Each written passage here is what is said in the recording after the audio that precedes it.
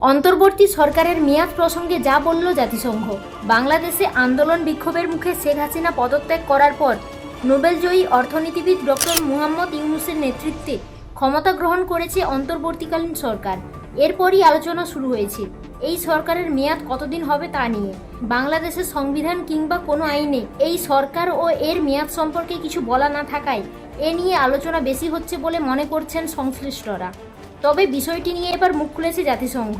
সোমবার 12ই আগস্ট নিয়মিত প্রেস ব্রিফিংয়ে জাতিসংঘ মহাসচিবের উপমুখপাত্র ফারহান হককে বাংলাদেশের অন্তর্বর্তীকালীন সরকারের মেয়াদ প্রসঙ্গে প্রশ্ন করেন এক সাংবাদিক। তার প্রশ্ন ছিল, প্রাতিষ্ঠানিক সংস্কারের পরিপ্রেক্ষিতে বাংলাদেশের অন্তর্বর্তী সরকার ন্যায় বিচার প্রতিষ্ঠা, কার্যকর অর্থনীতি, গণতন্ত্র, আইনের শাসন এবং স্বচ্ছ ও জবাবদিহিমূলক সরকার গড়ে তুলতে কতদিন বহাল থাকতে পারে, সে বিষয়ে জাতিসংঘের অনুমান কী? জবাবে মহাসচিবের উপমুখপাত্র বলেন, আমরা অন্তর্বর্তী সরকারের সঙ্গে যোগাযোগ রাখছি এবং আশা করছি সরকার গঠনের জন্য একটি উন্মুক্ত ও অন্তর্ভুক্তিমূলক প্রক্রিয়া অব্যাহত থাকবে।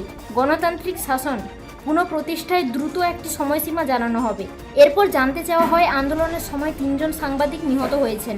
5ই আগস্ট শেখ হাসিনা দেশ ছাড়ার পরও অনেক গণমাধ্যমের অফিস ও সাংবাদিকদের উপর হামলা হয়েছে। জাতীয় প্রেস ক্লাবের সভাপতি ও সাধারণ সম্পাদকের কক্ষেও লুটপাট করা হয়েছে। এমন পরিস্থিতিতে জাতিসংঘের কোনো মন্তব্য বা বিবৃতি আছে কিনা? জবাবে ফারহান হক বলেন, যে কোনো জায়গায় যে কোনো কারণেই হোক না কেন আমরা সাংবাদিকদের ওপর সব ধরনের হামলার বিরুদ্ধে। যেসব হামলার খবর আসছে তাতে আমরা শঙ্কিত। এর আগে ফারহান হক এক বিবৃতিতে বলেন, জাতিসংঘ মহাসচিব বাংলাদেশের জনগণের প্রতি পূর্ণ সংহতি প্রকাশ করেছেন এবং মানবাধিকারের প্রতি তাদের পূর্ণ সম্মানের আহ্বান জানিয়েছেন। তিনি বাংলাদেশ শান্তিপূর্ণ ও সংসদ নির্বাচন আয়োজনের প্রচেষ্টাকে স্বাগত জানান। অন্তর্বর্তীকালীন সরকারকে অন্তর্ভুক্তিমূলক হওয়ার আহ্বান জানিয়ে বিবৃতিতে আরও বলা হয়, বাংলাদেশ সংসদীয় নির্বাচনের দিকে এগোচ্ছে।